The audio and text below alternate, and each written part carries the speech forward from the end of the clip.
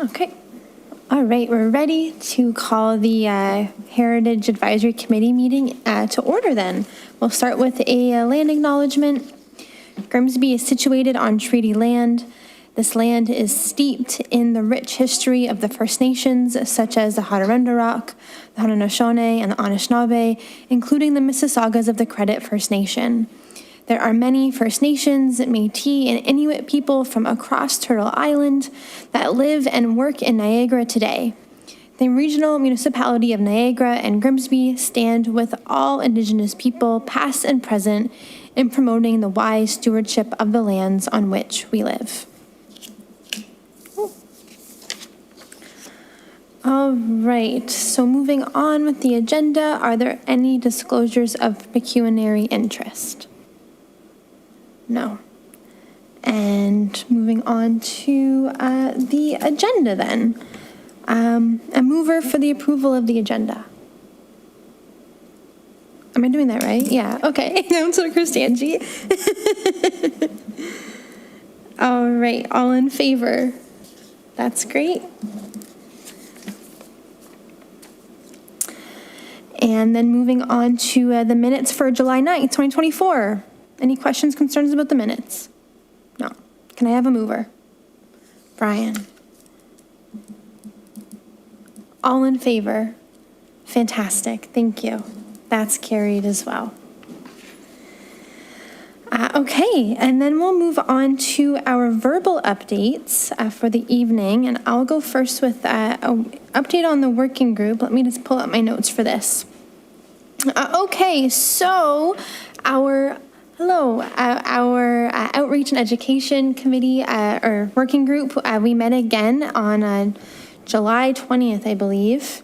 23rd. Anyway, it doesn't matter what the date. We met at the Grimsby Museum. We were really excited to be hosted by there again.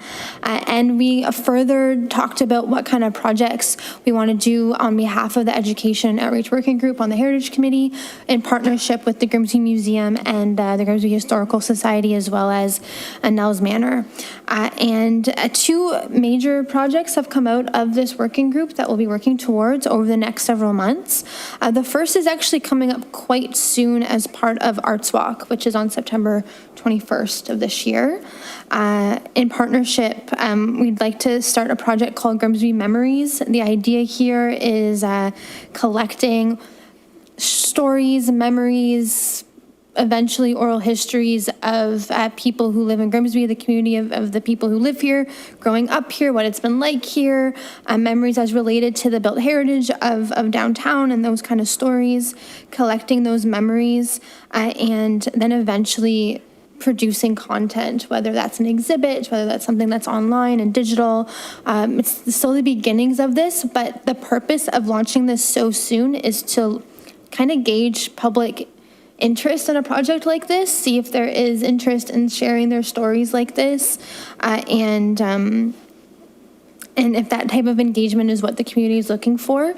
The project, the whole Grimsby Memories as like this very broad project, seems a bit out of the scope of the working group, so we'll see how it goes, but our role will be definitely how we can tie those memories and bring the built heritage attributes of the town into those stories and kind of like highlight the built heritage attributes in relation to the stories that are being shared. So this project still needs a little bit of work. We'll be meeting again on August the 20th to kind of figure out how this will work. There's a lot involved with it, right? Like, so if we collect these stories, where are they going to go? Who's going to host them? How are we going to share them? How are we going to analyze them and create data out of them? So these are also questions that we're working towards. We're also considering bringing on the Grimsby Public Library and the Art Gallery involved with that project too. So again, this is kind of still in the works. We're meeting again next week I'll hammer down some details, but the idea with launching it on Arts Walk is see if the public is interested in this and what we can create with this. So any questions with Grimsby Memories? Yes, go ahead. Thank you, through you, Chair. I think it's a fantastic idea. I think a lot of people in the community would love to contribute their memories and their history, and I think that we'll probably find a lot of that. Love the idea of the museum and the library getting involved. Many times I love going to the museum. They've had some great exhibits, and it's always nice to see the local stuff and stuff like that, so I think it's a great idea. Thank you. I'm glad to hear that, and I think so too. And it's really kind of cool for us also to be working with all of these kind of cultural organizations in the town, right? Bringing together Nell's Manor and the museum and the library and the art gallery, along with the Heritage Committee. So I think we can do some really cool stuff, and that does lead to the next project that we'll be working towards. This will be more towards the spring and the summer of next year. A sort of self-guided walking tour / map of the built heritage attributes in town, highlighting the designated buildings in town, as well as just the pockets of history that are in town. These resources have existed in the past, and they kind of exist now in like pockets and spurts, but the goal of this project will be to bring all those resources together and to kind of use one document that the whole town will use. So this project is something that I'm really excited about, because not only does it kind of highlight the extensive research that we've done through the designation reports and the new designations, but also allows layers of interpretation and engagement. We can start with like a physical, map, but that could also have a digital element that could be like a GIS map or some sort of exhibit. But then also in the future, we can actually lead like in-person guided tours using a map like this, or, one day down the line, an app or something. So this can be the start of something. Again, this is still in the beginning works, but something that we will be working towards. We'll have to consider, of course, like privacy, respecting the homeowners. So those are issues that we'll have to work with the town on. But I think this will be a good way for us to like identify, again, the built heritage, where we know that those pockets are, but then to visibly see them on a map for the public to like go to. And we know like through the work that we've done here, Main Street West has a little cluster of stories, and the area around Grimsby Avenue has a little cluster of stories. So even if we don't directly say like, these are all the heritage houses in the area, we can say this neighborhood has a lot of history. Here it is. So there's options there. Also with the map, other ideas was to kind of note where the interpretive panels that are, popped up around town, to put those on the map, as well as the hydro boxes that all have arts. So it's kind of more of like an public art landmark map as well. So that's another idea, if anyone has any comments or suggestions. Yes, Councilor DeFlavio.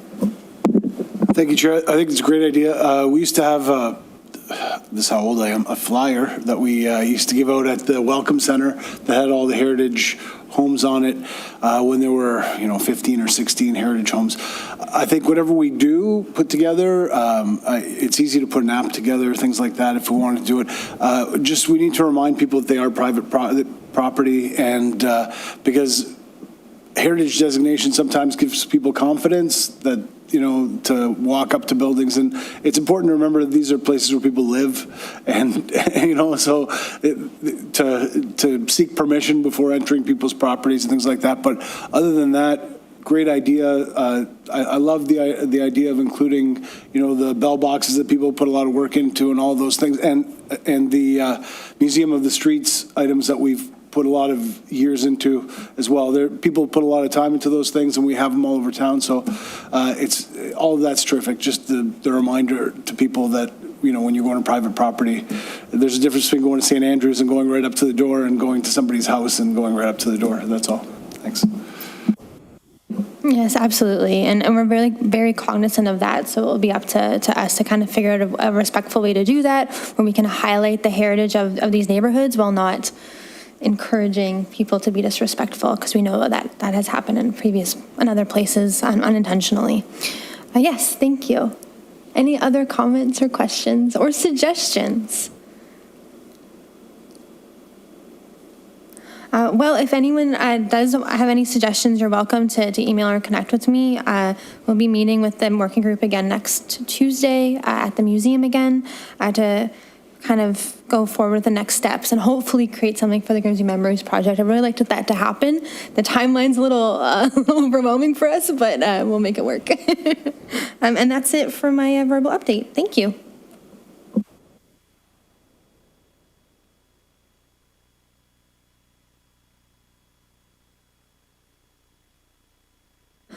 Okay, now I have a resolution for the working group.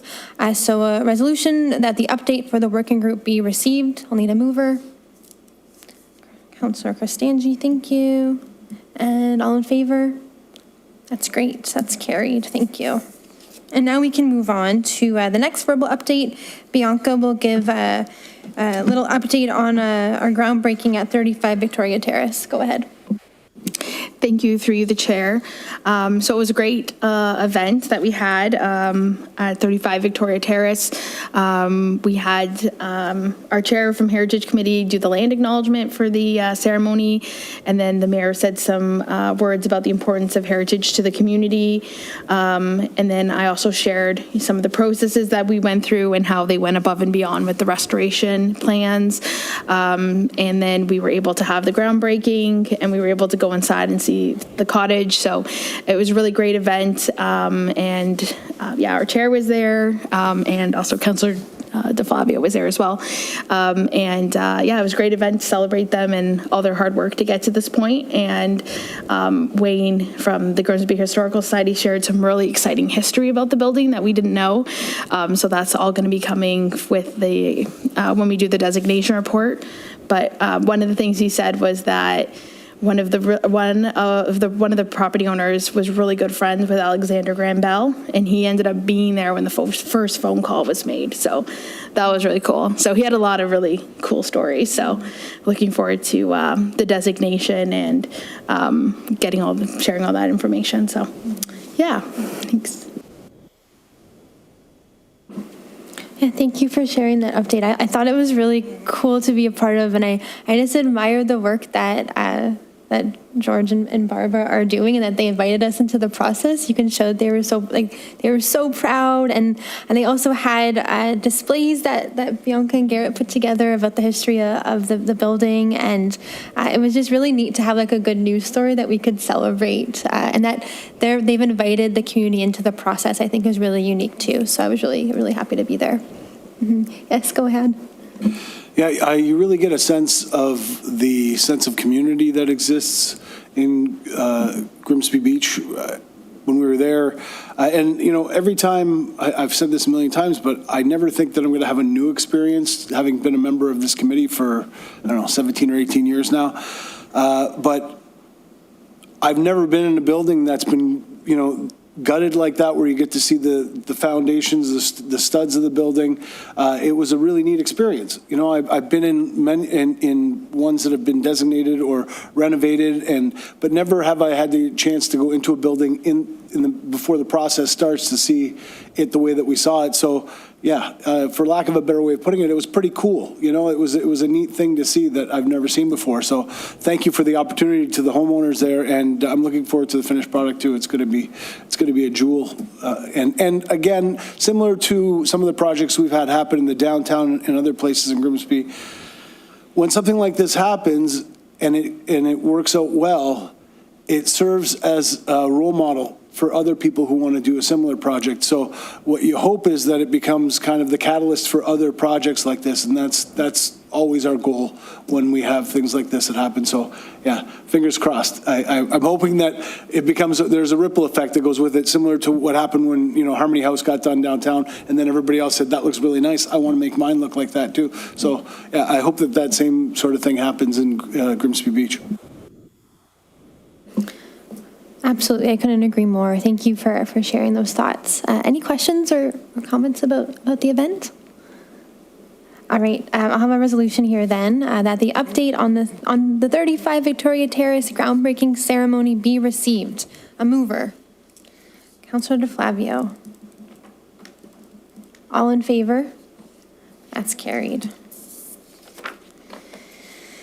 Okay, we're moving on then to our one report of the evening, an information report on the grant selection criteria. This is, again, a really exciting program that we're implementing here, so I'm excited, Bianca, to share a little bit more. Thank you, through the chair. So further to our previous meeting, we wanted to bring for information the grant selection criteria. We used a lot of best practices for the criteria, and we also used a similar system to when committee members are picked. So we used a lot of the same format for that as that program. And so we kind of drafted what the criteria will look like, taking some of the comments in from everyone. So we did our best to do that. And then for some of the priority pieces, we just added a yes, no, so that they just automatically get more points. And so that's kind of the recommendation that we have for the criteria. And then again, when we're looking at review in a year's time, that's something we could look at again too if we need to. But yeah, so that's kind of what we're recommending, and happy to take any feedback. And we're moving along with everything and hoping to launch the program in September. So really exciting. So thank you.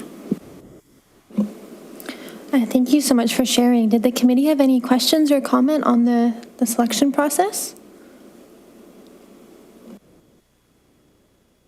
I guess, Brian, go ahead.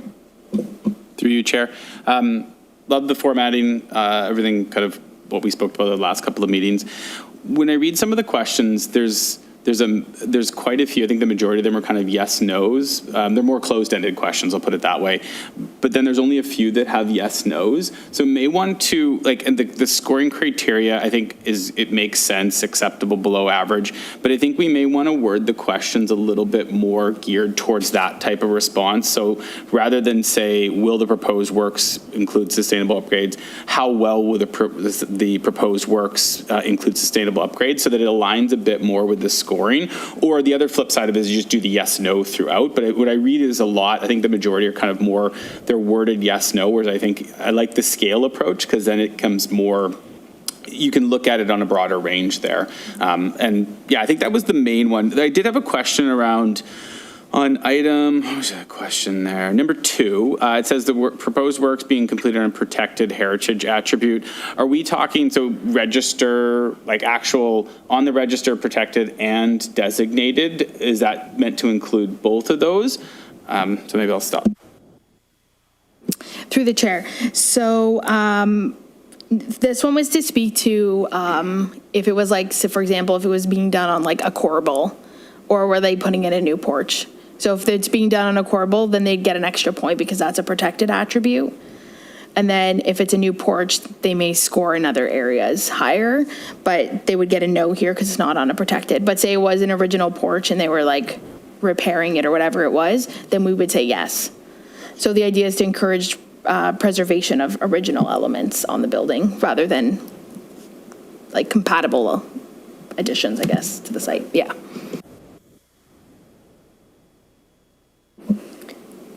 And that's to confirm that this is only for buildings that are designated, not on the register. Through the chair, yes. So you have to be designated to get the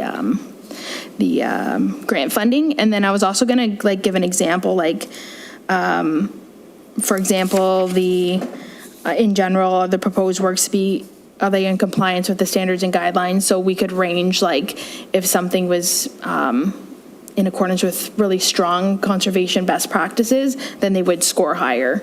And then if it was something that's more frowned upon, then you would go with the unacceptable. Say they were ripping off an original porch or something like that. It's kind of the idea. So it's the idea is to see where does it fall in conservation best practices for that one.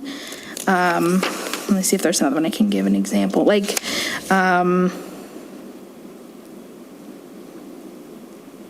Yeah, so that kind of speaks to the one there, is what they're doing going to cause permanent damage to the building? Then they would score lower than if it was reversible and something that someone could take out later and put back what once was, then they would probably score higher because it's better for the building in the long run, kind of thing. And then I liked your comment about rewording it. Which one was that one again for?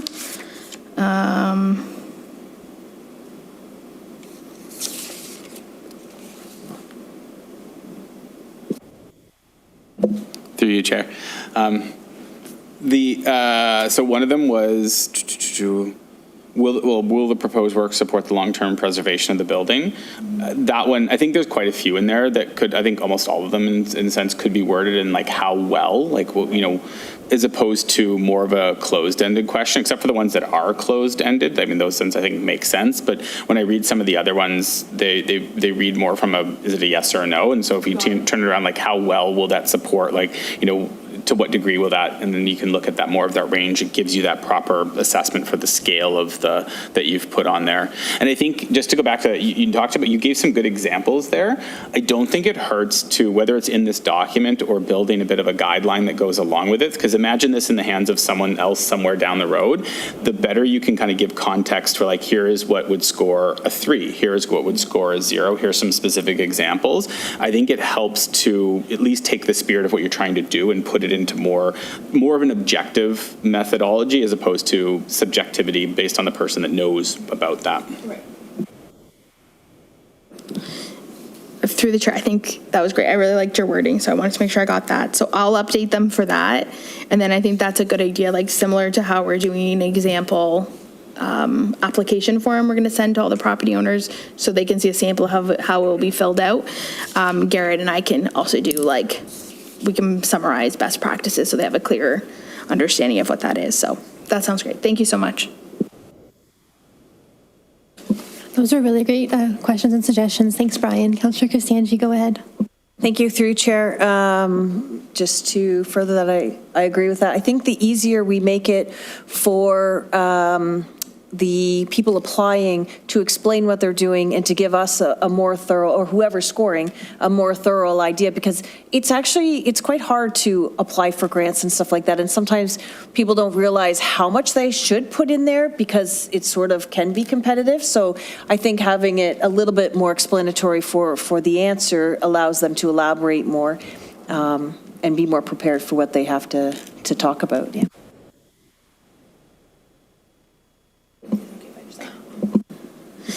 So through the chair, I was just going to add one additional thing. One of the things we recommended as a part of the program was that we didn't require them to do the invoices right away, because sometimes those can cost money, and also like if you don't get the funding, that can be like frustrating if you went through all the effort.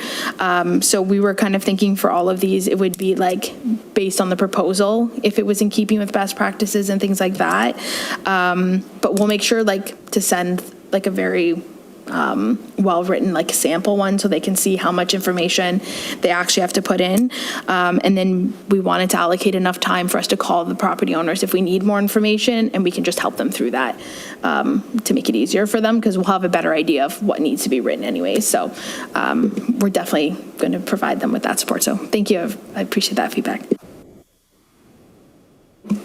That's all really great, thank you. And to further that, my question was about the supports that will be available to applicants. Like I know that you were planning to prepare like a example applicant form, but also, you know, arming them with the resources like the standards of guidelines. Like, will that be part of the resources maybe on the webpage too? Like, here are the standards and guidelines for you to review, because it is kind of daunting, and even like language and that could be a little daunting too for the applicant. So kind of making sure that we have enough resources where they feel confident, and that the process is equitable, and that everyone's kind of starting with this or applying with the same playing field, I think is also important. I think that's another thing we thought was really important. So we're going to do like a brochure. It's kind of basically like best practice 101, and it basically will like be a step-by-step. Like, this is best practices, this is what's protected on the buildings. We can even, you know, because we're going to be sending them to each of the property owners, maybe we send with them their bylaws so they can actually see what's actually protected. And then we're always here, like we're always here for the property owner. So if they want to come in and have us help them with the application forms, we'll offer that as well. But yeah, I think linking the standards and guidelines for sure. It is a daunting document, and really a lot of it is big picture. It's not like all for built heritage. So I think we can also probably print the sections that apply as well. But I think we can do like a heritage conservation 101 and just kind of simplify it so that it's very easy. That was the idea. We want it very easy for them so that the funding is used and, you know, all of that. So thank you. That's very I also think that having those resources available will help the applications that come in too, because obviously as a committee, like we're looking for specific types of applications that benefit the community, that are, those kind of broader, because some people might have ideas of projects that don't actually fit the broader general good of the community by doing them. So I think hopefully by kind of giving them those resources and giving them a sense of the best practices in Conservation 101, that will shape the applications that we get in, and people will be able to identify like, oh, this is what they mean, this is what I'll apply for. And I hopefully that means that we'll get better applications in the end, better quality. Councillor, was it Brian? Brian, go ahead. Through you, Chair. So question 8 talks about like the urgency around the structural and that sort of thing. Would there be the ability for a retroactive? And what I'm thinking is perhaps if someone has to make a urgent repair to a property and then realizes a week later, oh, there's a grant program, they did in the best interest of their home to do that structural repair, would we allow them to, still apply, having known they already did it, if we can go through the right process for it? I guess going through due process out there, but after the fact, as opposed to where the grant is sort of a proactive one in scenarios that maybe have special circumstances, like, for instance, I had to do it because, the roof blew off and I need to fix the roof, but, they would have done it the right way if they'd probably had a bit more time, there wouldn't have been that urgency. So I guess, would we allow that? Is that something that could be allowed? through the chair. So I didn't see that in any other program that we looked at. We can look into it and see if that's feasible. I think right now the budget's pretty tight, so we'd probably want to give it to successful applicants. If we had a bigger budget in the future, maybe we could have, we wanted to have that reserve fund, maybe there's a retroactive thing that could go with the reserve fund. Yeah, I think right now, because of the budget we have, I think the idea is we'd like to give out as much as possible. And then, yeah, we could look at that in the future. Maybe that's one of the pilot things when we do the reevaluation to see, we want to look and see how many applications were made, how many were successful, that kind of thing. And then we could gauge that from there. That's, I think, what I would recommend, just because it wasn't seen in any other programs. I don't know if that was a lessons learned or something like that, but I'll add it to the list to look into.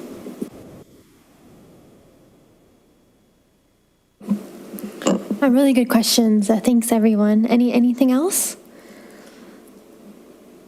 What about from Bianca or Garrett? Anything else from? No? Okay, great. Okay, awesome. Looking forward to seeing. I think we're on a good track then to actually launching this when we're hoping to for the fall, correct? Yeah. Okay, yeah, exciting things. All right, I'll move over to the resolution then. Resolved that report to HR 2415 dated for August 13th, 2024 regarding the Heritage Property Grant Selection Criteria be received. A mover. Councillor Cristangi, great. And all in favor? Awesome. Fantastic. Okay, moving then to an announcement for our September meeting.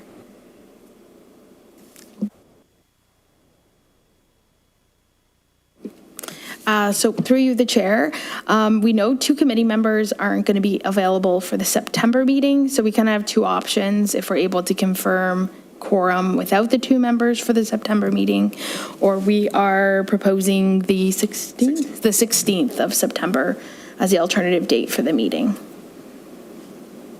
We do have the tax incentive coming, so we really want to make sure we're getting that meeting so we can meet the budget season. So so we need the September meeting. So I'll put that with everyone. I don't know if anyone has any concerns now or if we can agree on that, but thanks. I know that I'm available on September 16th and I'm unavailable for our original day, and I would like to be here, but it's up to the rest of the committee.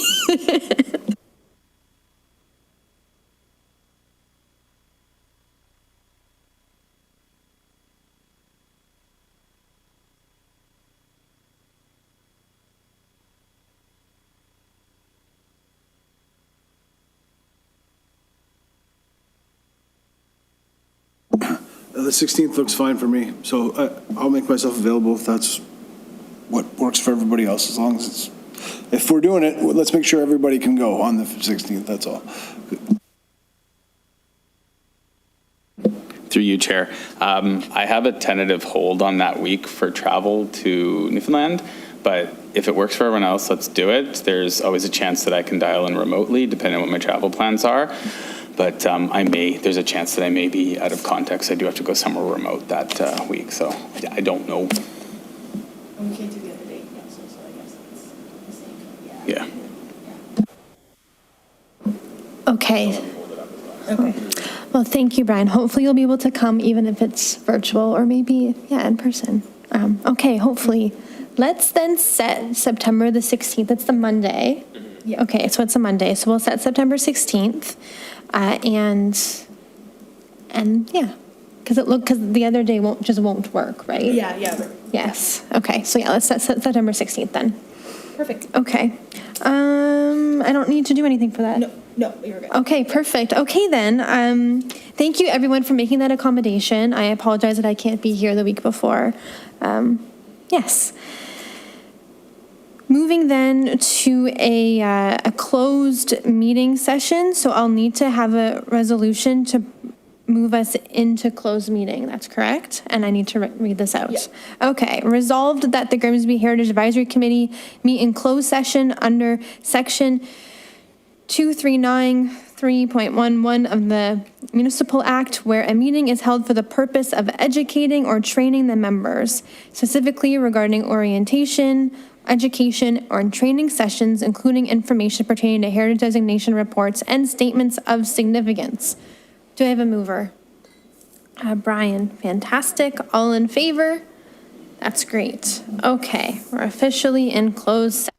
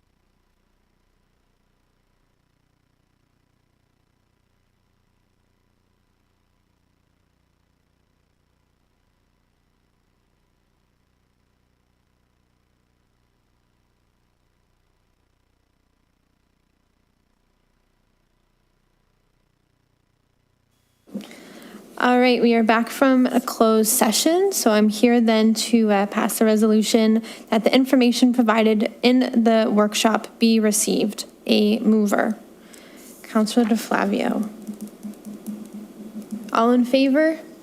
That's great. Okay, awesome. Thanks, everyone. That concludes our August meeting. We'll meet again on September the 16th. We'll see you then.